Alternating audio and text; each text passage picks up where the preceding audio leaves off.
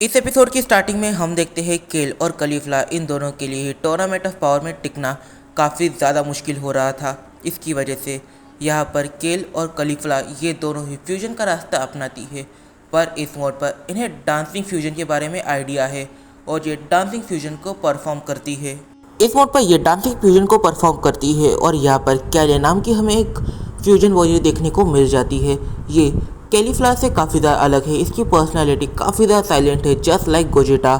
पर इस वर्ड पर ये एक शिकार को ढूंढने लग जाती है, पर इसकी नज़र गोकू पर आ जाती है और ये गोकू को चैलेंज कर देती है एक बैटल के लिए। इस मोड पर गोकू इस बैटल के चैलेंज को एक्सेप्ट कर लेता है और वो एक फाइटिंग स्टांस बना लेता है, क्योंकि इस मोड पर ये उसके लिए एक वॉर्म के बराबर है। बाद में उसे ब्रोली और जिरेन जैसे कैंडिडेट से भी लड़ना है। यहाँ पर ब्रोली अपनी लेजेंडरी सुपर सैन 1 में चले जाता है और वो इस मोड पर कैले से बैटल करने लग जाता है। इस वर्ड पर गोकू की स्पीड एक नेक्स्ट लेवल पर होती है, पर यहाँ पर बैटल के दौरान गोकू की स्पीड बढ़ रही थी, उसकी स्ट्रेंथ बढ़ रही थी, ड्यूरेबिलिटी बढ़ रही थी और इससे कैले को काफ़ी ज़्यादा प्रॉब्लम आ रही थी। पर कैले के पास भी केल की पावर्स है, इसकी वजह से वो भी चीज़ों को काफ़ी अच्छे से हैंडल कर रही थी। फिर कैले एकदम से सुपर सैन 3 में ट्रांसफॉर्म हो जाती है और यहाँ से गोकू के लिए प्रॉब्लम खड़ी होना स्टार्ट हो जाती है। ये इतनी भी वीक नहीं है जितना वीक हमें लगा था। इस मोड पर गोकू अपनी लेजेंडरी सुपर सैन के अंदर इससे ठीक से बैटल नहीं कर सकता था। इस मोड पर गोकू को अपनी लेजेंडरी सुपर सैन को थोड़ा सा छोड़ना पड़ जाता है और वो अपनी सुपर सैन गॉड ट्रांसफॉर्मेशन में चली जाता है। और इस मोड पर उसकी जो सुपर सैन गॉड है वो काफ़ी ज़्यादा अलग है बाकी सारे ही सैयन से। इस मोड पर कैले गोकू को काफ़ी सारे पंचेस मारने लग जाती है, बट गोकू उन सारे पंचेस को डॉज कर रहा था और एकदम से कैले का इस मोड पर बैलेंस थोड़ा सा बिगड़ता है और वो थोड़ा सा साइड में जाकर गिरने लग जाती है। फिर वो खुद को संभालती है और एक काफ़ी पावरफुल की अटैक गोकू की तरफ करती है। इस मोड पर गोकू उस फ्यूजन वॉरियर के सारे ही अटैक्स को पूरी तरीके से डॉज कर देता है। फिर गोकू उसे काफ़ी पावरफुल पंच मारता है और यहाँ पर जो गोकू का पंच है वो काफ़ी ज़्यादा पावरफुल था, इससे उस फ्यूजन वॉरियर को थोड़ा बहुत डैमेज तो लगता ही है। यहाँ पर गोकू भी काफ़ी सारे की अटैक्स उसकी तरफ करता है, पर वो इन सभी को डॉज कर लेती है। इस मोड पर जब Goku super San God form में ट्रांसफॉर्म होता है, तब यहाँ पर जो ग्रैंड प्रीस्ट है वो काफ़ी इमोशनलेस तरीके से गोकू की तरफ देखने लग जाते हैं।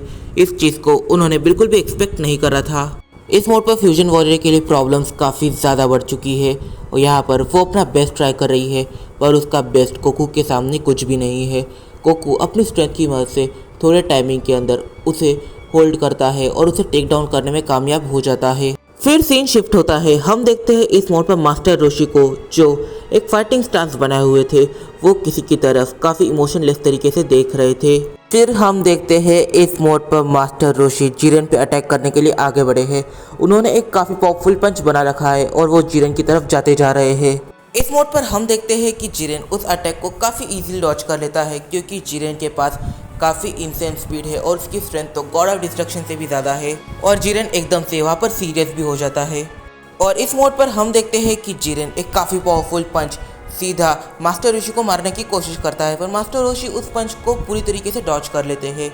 फिर मास्टर रोशी अपनी एल्बो से इस मोड पर जिरेन के ऊपर अटैक करते हैं, पर जिरेन अपने फोर आर्म से इस अटैक को पूरी तरीके से रोक लेता है। उसे इस मोड पर कुछ ज़्यादा प्रॉब्लम नहीं होती। पर जब जिरेन मास्टर रोशी को दूसरा पंच मारने जाता है, तब मास्टर रोशी इसे भी काफ़ी आसानी से डॉज कर लेते हैं। एक पल के लिए तो जिरेन भी ये सोच रहा था कि वो इतना ज़्यादा यंग होने के बावजूद एक बुढ़े को नहीं हरा पा रहा है, उसकी इतनी स्ट्रेंथ का फ़ायदा ही क्या है। इस मोड पर हद तो तब हो जाती है जब जिरेन इस मोड पर मास्टर रोशी को और एक पंच मारने की कोशिश करता है, पर मास्टर रोशी इस मोड पर उसके पैरों के बीच में से निकल जाते हैं और ये जिरेन के लिए काफ़ी ज़्यादा डिसरिस्पेक्टिंग मूवमेंट था, क्योंकि वो एक बुढ़े को यहाँ पर हैंडल नहीं कर पा रहा था। फिर जिरेन मास्टर रोशी पर काफ़ी सारे पंचेस से अटैक करता है, पर वो सारे पंचेस को मास्टर रोशी काफ़ी इजीली डॉज कर लेते हैं। जिरेन को अपनी आंखों पर बिलीव नहीं हो रहा था। इस मोड पर बीरस, विस और क्रेलिन इवन तो गोकू ये चारों ही काफ़ी ज़्यादा शॉक हो जाते हैं। मास्टर रोशी इतने ज़्यादा परफेक्टली बैटल कर रहे थे। इस मोड पर विस को थोड़ी देर के लिए ऐसा लगता है कि वो शायद से अल्ट्रा इंस्टेंट को अचीव कर सकते हैं। इस मोड पर एक टाइम ऐसा आ जाता है जिस टाइमिंग पर जिरेन मास्टर रोशी को डिफीट कर देता है। नो डाउट मास्टर रोशी एक ऐसे कैरेक्टर है जिन्हें डिफीट करना काफ़ी ज़्यादा मुश्किल बन जाता है, पर सामने जिरेन खड़ा है, जिरेन वीक थोड़ी होगा। इस मोड पर गोकू धीरे धीरे कर जिरेन की तरफ बढ़ने लग जाता है। यहाँ पर गोकू ये चीज़ जानता है कि वो इस मोड पर जिरेन को टेक डाउन कर सकता है, तो फिर टाइम पास करना उसके लिए अच्छा नहीं रहेगा। वो सीधा जिरेन से भिड़ेगा तो ये उसके लिए परफेक्ट रहेगा। इस मोड पर गोकू जिरेन के पास पहुंचे उससे पहले ब्रॉली जिरेन के पास पहुंच जाता है। जिरेन और ब्रॉली दोनों ही आमने सामने होते हैं। बैटल का टाइम आ चुका है और यहाँ पर ज़्यादा कंटेंडर नहीं बचे हैं। ब्रॉली और जिरेन दोनों ही एक दूसरे की आंखों में काफ़ी गुस्से से देख रहे थे। यहाँ पर वो एक एक कदम आगे आने लग जाते हैं दोनों ही। इस मोड पर गोकू को एकदम से ये स्ट्राइक होता है कि ये दोनों इस मोड पर एक दूसरे के साथ एक काफ़ी डेंजरस वाला क्लैश करने वाले हैं। तो फिर इस एरिया से जितना दूर हो सके उतना दूर निकल लेना चाहिए। इस मोड पर गोकू बाद में ये प्लान बनाता है कि इन दोनों से एक टाइमिंग पर लड़ना ये काफ़ी ज़्यादा मुश्किल होगा। तो फिर इन दोनों को आपस में लड़ने देते हैं और जब इन दोनों में से कोई एक डिफीट हो जाएगा तो फिर जो पावरफुल रहेगा गोकू उसके साथ बैटल करेगा। ये उसके लिए एक अच्छा ऑप्शन है। इस मोड पर जिरेन और ब्रॉली दोनों ही एक दूसरे से क्लैश करें उससे पहले ही जिरेन और ब्रॉली ये दोनों ही काफ़ी ज़्यादा अजीब एनर्जी की को सेंस करते हैं। यहाँ पर जिरेन और ब्रॉली दोनों ही एक बार उस दिशा में दिखते हैं जहाँ से ये एनर्जी की आ रही थी। इस मोड पर हम लोग देख पाते हैं कि जिरेन और ब्रॉली क्या दिखते हैं। इस मोड पर टोपो ने गॉड ऑफ डिस्ट्रक्शन की एक नई टेक्निक को अचीव कर लिया है जिसे कहा जाता है अल्ट्रा ईगो, और इस मोड पर उसकी पावर काफ़ी ज़्यादा बढ़ चुकी है। उसने फ्रीजा को काफ़ी ज़्यादा डैमेज दे दिया है। इस मोड पर टोपो एकदम से फ्रीजा के पेट में एक काफ़ी पावरफुल पंच मारता है और फ्रीजा काफ़ी ज़्यादा दूर जाकर गिरता है और यहाँ पर फ्रीजा एलिमिनेट हो जाता है। इस मोड पर सिचुएशन काफ़ी ज़्यादा क्रिटिकल हो गई थी। टोपो यहाँ पर एक गॉड ऑफ डिस्ट्रक्शन की फॉर्म ले चुका था। उसे डिफीट करना नेक्स्ट टू इम्पॉसिबल है किसी भी मॉडल के लिए, पर एकदम से वेजिटा सामने आता है और यहाँ पर वेजिटा अपने प्राइड की वजह से टोपो से भिड़ जाता है। इस मोड पर वेजिटा एक काफ़ी ज़्यादा पावरफुल पंच टोपो को मारता है और ये ठीक उसके चेहरे पर था। इससे टोपो को काफ़ी ज़्यादा डैमेज तो होता है, पर अल्ट्रा ईगो यूज़र होने की वजह से टोपो इससे ही अपनी एनर्जी बना लेता है। इस मोड पर टोपो वेजिटा का हाथ पकड़ता है और यहाँ पर वेजिटा कैसे तो करके अपने हाथ को छुड़ाता है। वेजिटा इस मोड पर टोपो की आंखों में काफ़ी गुस्से से देख रहा था। टोपो वेजिटा से कहता है, तुम घमंडी, आखिर तुम्हें क्या लगता है तुम मुझे हरा सकते हो? मैं हूँ द पावर ऑफ जस्टिस। इस मोड पर वेजिटा एकदम से चिल्लाता है, किसी डिस्ट्रॉय को कभी जस्टिस की बात करनी ही नहीं चाहिए। ना जाने फ्यूचर में तुम कितने सारे प्लैनेट्स को डिस्ट्रॉय करने वाले हो, कितने मॉर्टल्स की जान लोगे और तुम अभी जस्टिस की बात कर रहे हो।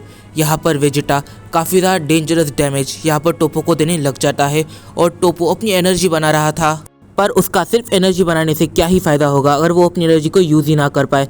इस मोड पर वेजिटा उसे बिल्कुल भी टाइम नहीं देता। यहाँ पर वेजिटा की स्पीड काफ़ी ज़्यादा है टोपो से। यहाँ पर वेजिटा इस चीज़ की वजह से टिका हुआ है।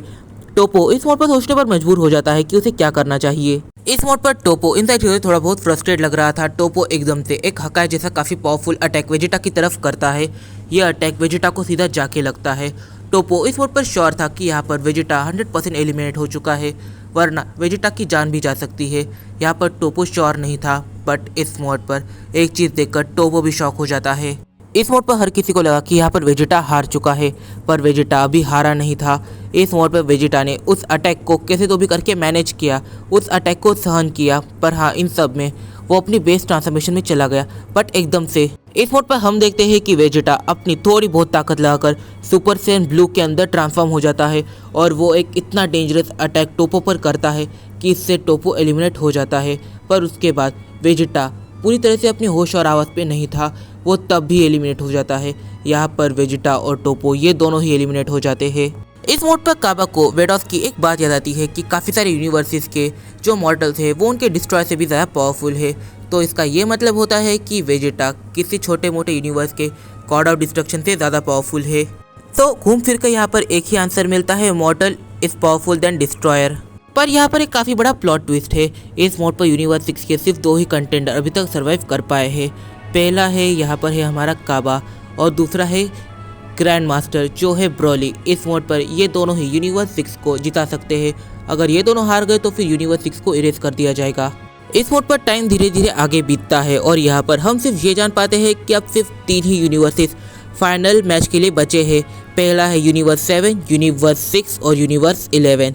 इस मोड पर बाकी सारे यूनिवर्सेस को इरेज कर दिया गया है और इन तीनों ही यूनिवर्सेस के भी काफ़ी ज़्यादा कम ही मॉडल सर्वाइव कर रहे हैं अभी टूर्नामेंट ऑफ पावर के अंदर। तो हाँ, पहले मैं इस कमेंट का रिप्लाई देना चाहूँगा। तो देखो, इस मोड पर स्टोरी ख़त्म हुई नहीं है और तुम लोगों ने स्टोरी को हेट देना चालू कर दिया है। तो फिर तुम मुझे ये बताओ कि आखिर मेरी ऐसी कौन सी सीरीज़ है जहाँ पर गोकू एक लेजेंडरी सैयन है। या फिर ऐसी कोई सीरीज़ है जिसके अंदर तीन तीन लेजेंडरी सेंस हमें देखने को मिलते हैं, जैसे कि ब्रोली, गोकू और केल। इस मोड पर मेन स्टोरी में तो ये लेजेंडरी सेंस है और यहाँ पर काफ़ी सारी मिस्ट्रीज भी है, जैसे कि पिकोलो 2 से 3 साल से गायब है। इस मोड पर तुम चीज़ों को साइड कर रहे हो और पहले स्टोरी को हिट करना स्टार्ट कर दे रहे हो।